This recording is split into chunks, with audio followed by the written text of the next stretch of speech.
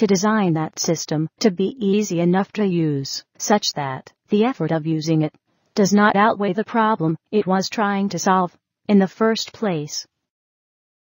The reason that this does not happen is because of the invisibility of the negative consequences.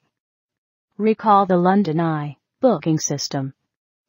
Its benefit to its owners are a reduction in staffing costs, which is easily quantifiable.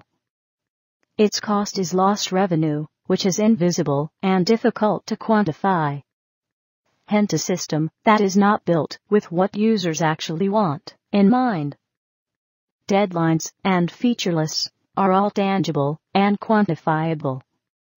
Management can point with pride to a product that ships on time and has a certain number of features, and success has been measured this way because it is easy to do so. Measuring the success of a product in terms of how many useful and usable features it offers is much less easy. Long-term thinking is the key. Rushing out a badly designed product to meet an apparent need may have readily apparent short-term benefits. Spending time researching a product requires long-term thinking and financing. And this may be problematic to justify, particularly if your competitors are rushing out products. Sometimes, when you throw mud against a wall, some of it sticks, but you are much more likely to get some to stick if you investigate the wall first and design your mud to stick to it. In the previous section, we looked at financial arguments for getting usability right. In this section, we look at some less quantifiable arguments for usability. We claim that designers of software should have a responsibility to the users of their products. A responsibility not to cause more annoyance and irritation to users than absolutely necessary. What we first want to expose is how, if we do not think adequately about other people who we affect by our actions, then we can impose our values upon them. Programmers like challenges. Programming can be all about solving logical puzzles and meeting sometimes quite considerable mental challenges.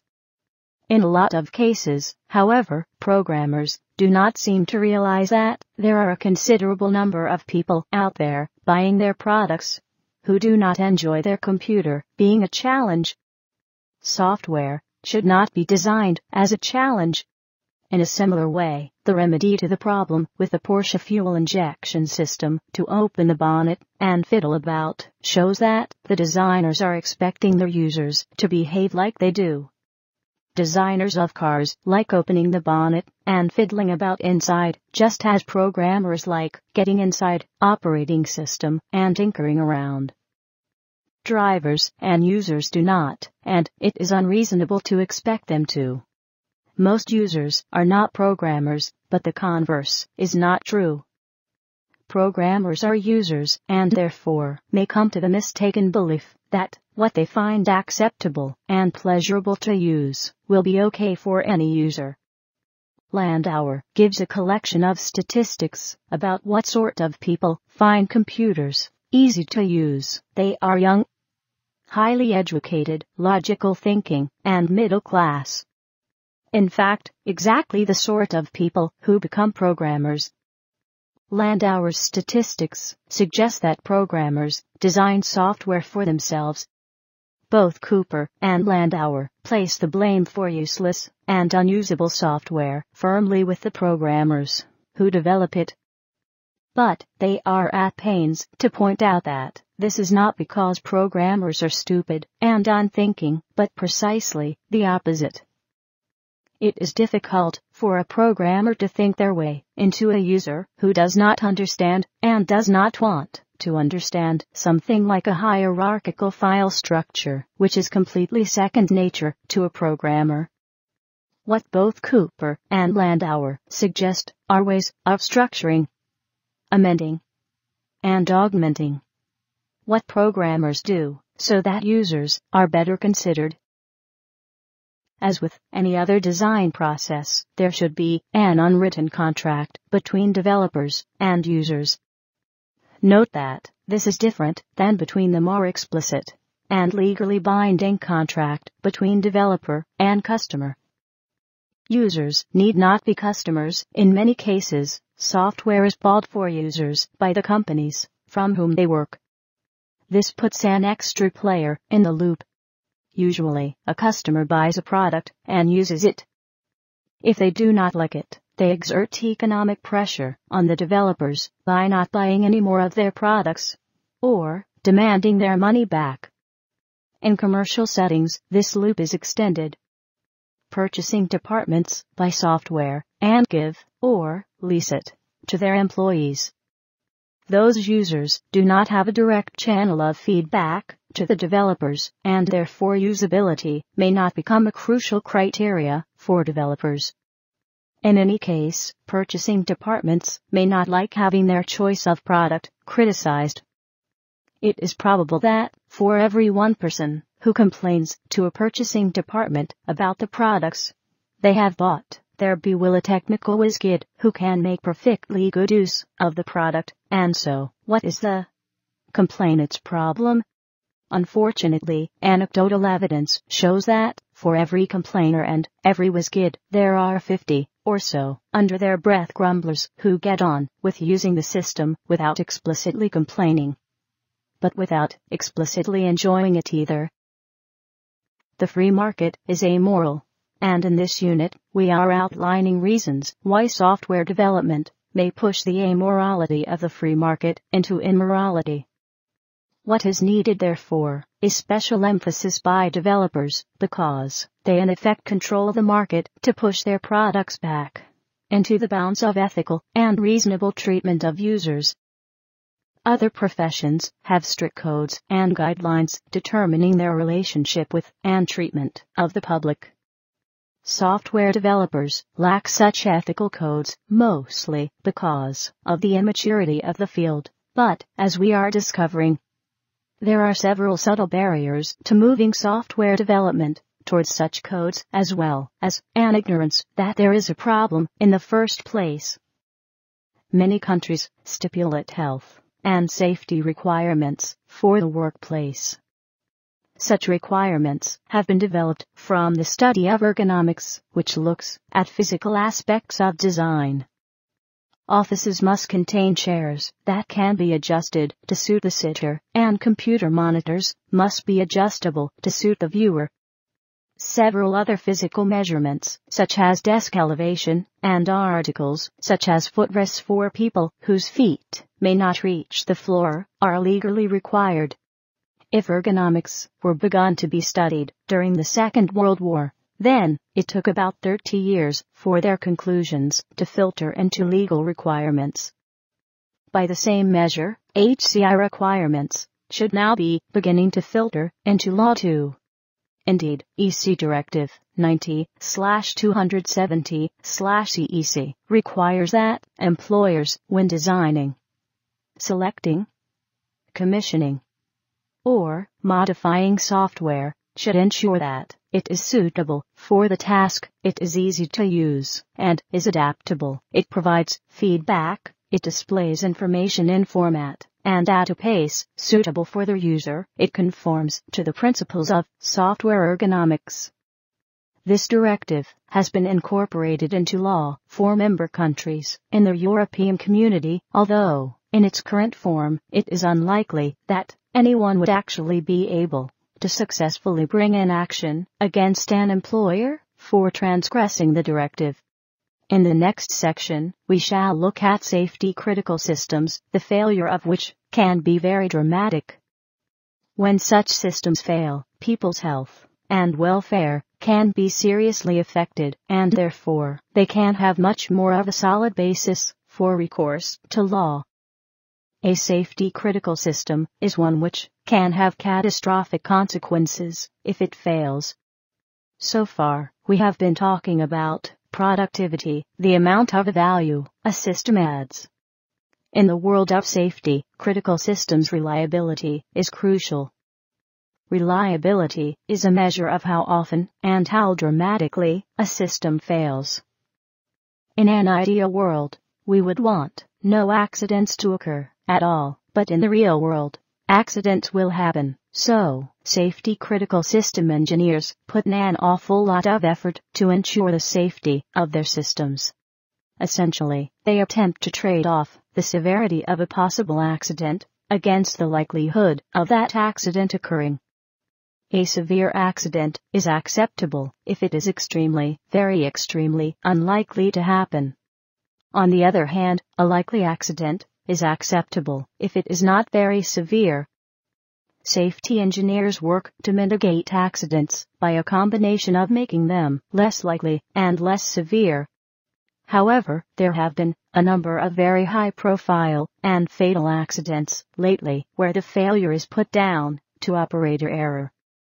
We will present arguments that operator error is a misnomer. It is system error, and a lot of the time errors involving users are predictable and preventable.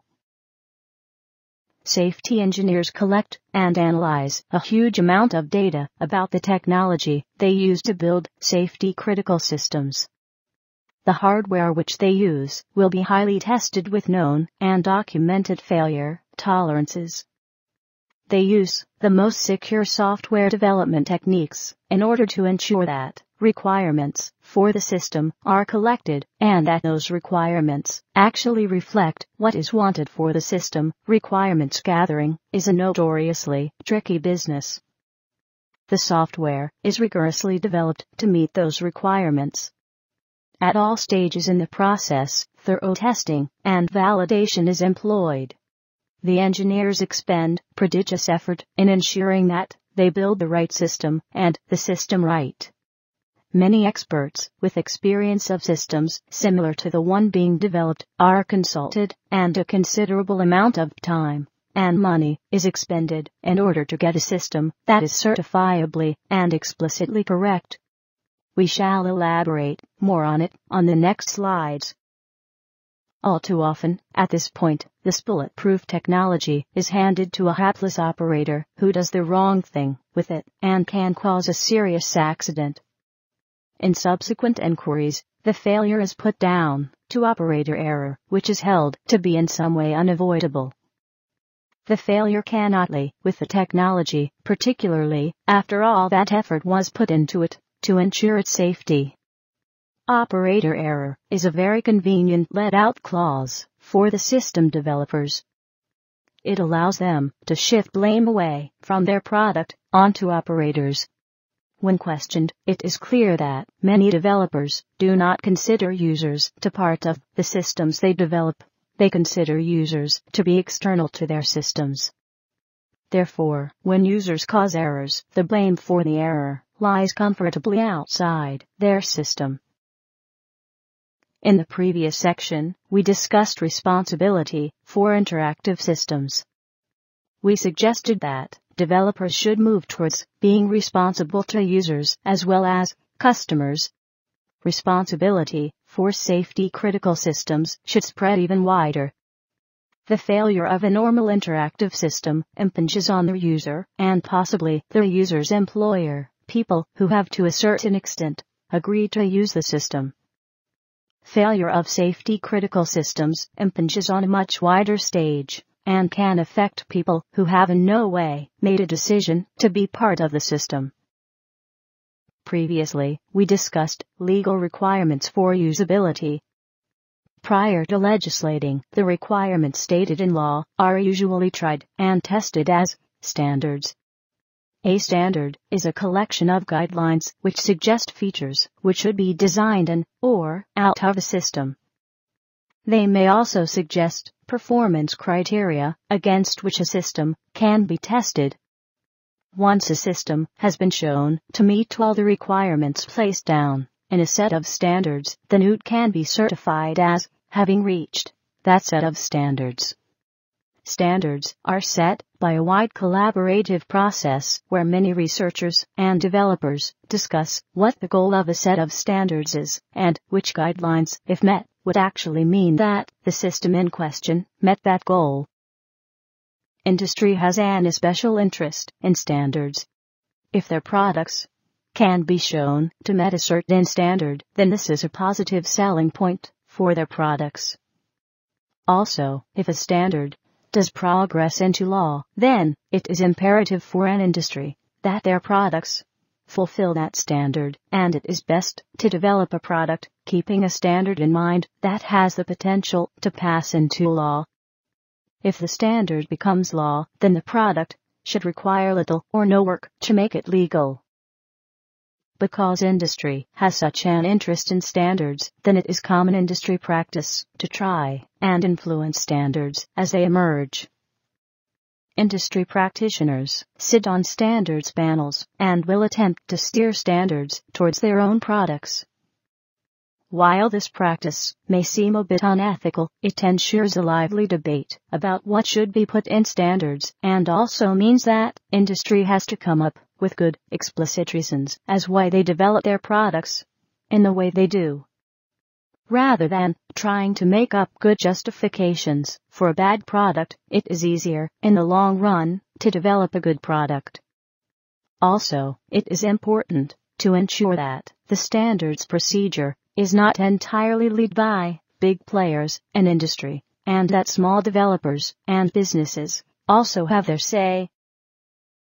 Non-partisan people from academia and government will also be part of standards panels in order to ensure that the standards set actually challenge industry to improve their products, not just rubber stamp what they do already.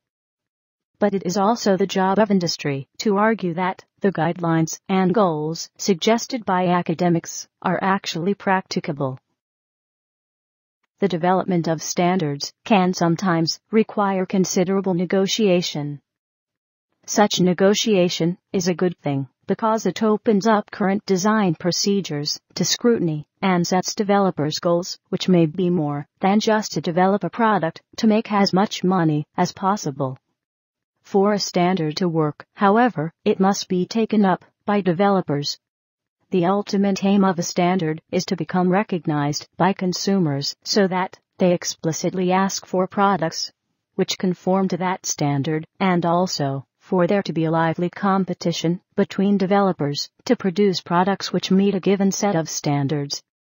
Standards fall into disuse or never get used in the first place if they are felt to be irrelevant or impossible to implement. ISO Standard 9241 describes in part specifying systems for usability. It gives the following definitions: usability, the effectiveness, efficiency, and satisfaction with which specified users achieve specified goals in particular environments. Effectiveness, the accuracy and completeness with which specified users can achieve specified goals in particular environments. Efficiency, the resources expended in relation to the accuracy and completeness of goals achieved. Satisfaction, the comfort and acceptability of the work system to its users and other people affected by the system. This is a rare example of a usability standard. It describes what usability is, a combination of factors: effectiveness, efficiency, and satisfaction. Each of these are then subdefined. This process of breaking a definition down into smaller, more quantifiable units is popular but contentious. This reductionist principle means that there is a possibility that an analyst can't see and thoroughly measure the trees but completely miss the wood itself. Standards for usability are rare, vague, and not well developed. The need for such standards is acute, however. Many high-tech products make claims to be user-friendly and try to gain a market advantage on the strength of such claims. But, in many cases, it is not clear where the rationale for such claims comes from. As we discussed earlier, implementing user-friendly features is not enough. To be genuinely user-friendly, there should be arguments and evidence as to why features are user-friendly. Menu systems are seen as being a large improvement in interactive system interfaces. They allow the user to browse through the functionality of the system without having to learn lots of commands to type in. But menu systems are beginning to be implemented in systems where are not obviously appropriate, yet the developers make usability claims based on the fact that a menu system is incorporated. For example, in-car stereos now have many functions built in. Many now have small graphic screens and menu systems. But menu systems require the user to look at them, not desirable at all for someone driving a moving car. There are several standards set for hardware, both by the BSI, British Standards Institute, and the ISO, International Organization for Standardization, but few for software. This is because standards for hardware are based on physiology and ergonomics, fields which are more developed and mature than psychology and HCI. Hence, specific guidelines can be set that will improve the quality of hardware designs. Because of the less well-formed basis of HCI, it is more difficult to set specific guidelines and be assured that such guidelines will result in improved usability. Also, hardware is less flexible than software, and therefore, it is easier to set stable guidelines for the design of hardware. In the first unit, we aimed to have persuaded you that there is a problem with interactive systems, namely that they are difficult to use. In this unit, we have described arguments that this problem is substantive, that systems that are difficult to use are unproductive, unethical, and maybe even illegal. In the next unit, we will start to lay out procedures for designing systems that are easy to use to alleviate the problem that exists. One question remains in this section: if lack of usability is a problem and procedures exist to improve usability, why are they not already used? There is not a single answer to this, but a single, simple factor pervades the arguments that follow. Software engineering produces products that need to be sold on the open market, so if products generally are not usable, then there is a lack of demand in the marketplace for usability. Free market economics dictate that if there is a need that can be fulfilled profitably, then someone, somewhere, will be fulfilling that need. I could present a detailed, careful argument as to why the word processor, on which I am typing this unit, is much less than usable, but I, like millions of others, have purchased the word processor as a product over other word processors. I have therefore sent an economic signal to the word processors developers that I approve of their product. I do not, and neither do any of my colleagues, but we still bought it. Simple economic models do not seem to apply in the purchase of computer software. We look at several reasons for the failure of the market to produce usable software. None are conclusive, or have a great amount of evidence behind them, but they go some way to explaining the phenomenon. Alan Cooper describes a lot of high-tech equipment as being like watching a dancing bear. Dancing bears were a popular recreation in the past, a sort of circus attraction. The owner of a trained bear traveled from town to town, showing the bear to the inhabitants, who would come and stare in fascination at the bear, who cavorted and stumbled about in time to music. Everyone was so dazzled by the fact that a bear was dancing. No one particularly bothered about the fact that the bear did not dance very well. Technology is analogous. It can perform such amazing feats that we tend not to notice that the way it performs those feats is not very good. On the market, there are quite expensive third modeling package that can produce some quite incredible, beautiful images. However, the procedures that the user has to go through to get the package to produce those images are arduous, and it is likely that they could be made much easier.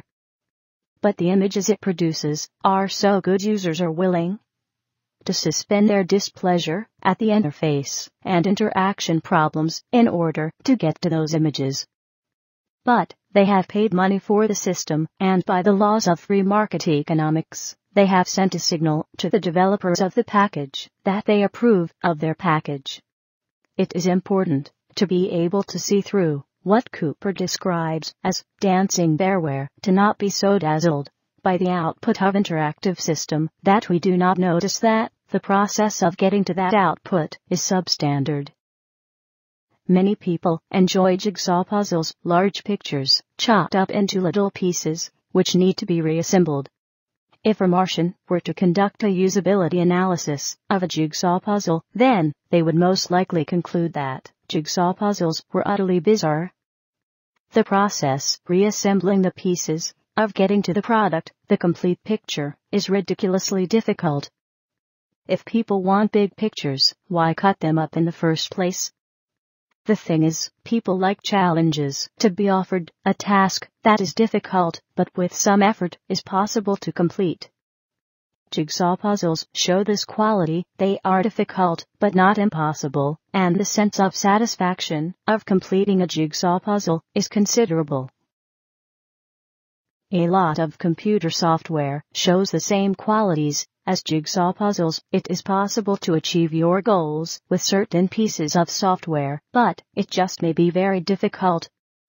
There is something in human nature that quite enjoys this challenge.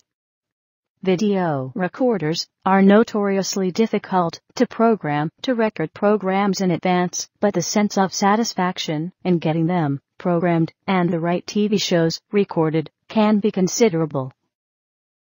Furthermore, there is a social cash in being able to solve technological problems.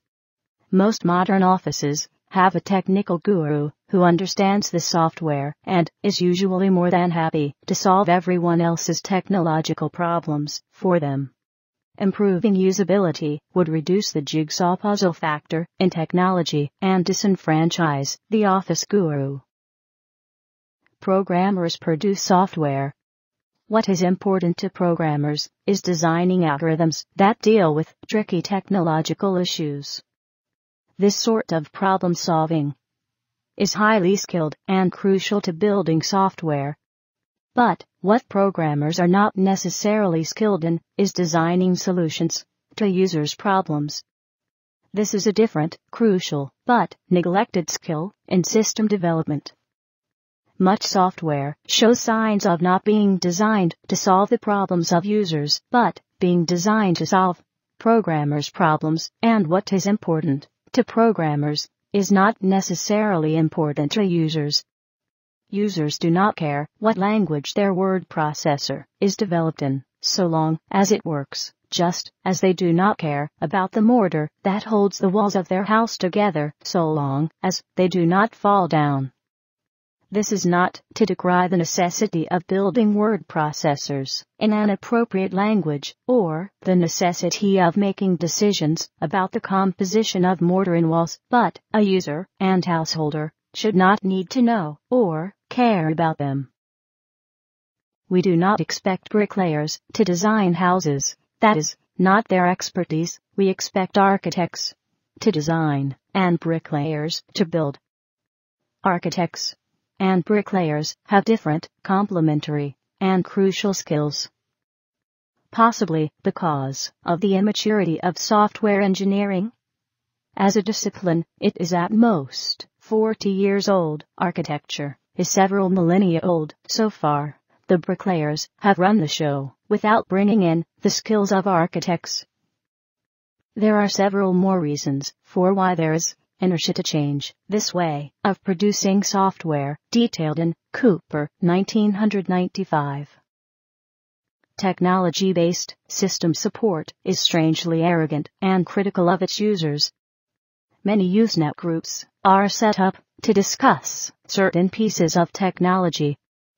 Many times, novice users post questions to such groups, only to receive curt responses telling them to go and read the manual.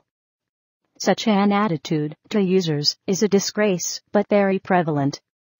It belittles users and makes them feel stupid. They are, therefore, less likely to complain about bad software because they are more likely to attribute failure to their own imagined stupidity than to the software. There is a maxim that there is no such thing as a bad child, only bad parents. In the same way, there should be a maxim that there is no such thing as stupid users, only stupid software. However, an arrogant culture is very resistant to such a maxim and will act to ensure that users still feel inadequate and blame themselves for failure rather than blaming the software developers.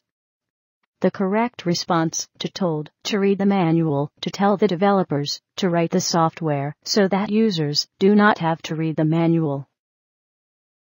There exists an interesting psychological phenomenon known as cognitive dissonance, which pops up in many areas of human behavior. An interesting aspect of cognitive dissonance theory states that if someone does something illogical once, then they are likely to repeat this action. This is because we do not like to think of ourselves as irrational people, so if we do something irrational, we will try to convince ourselves that doing it is actually not all that illogical. Therefore, we may repeat the action to keep convincing ourselves of its rationality. Purchasing computer software shows many of the characteristics of cognitive dissonance. We buy badly designed systems once because we have little choice, not to realize that we have bought a dud, but try to convince ourselves otherwise by buying more bad software. Buying software is a strange process. It can be very expensive, but has little physical presence.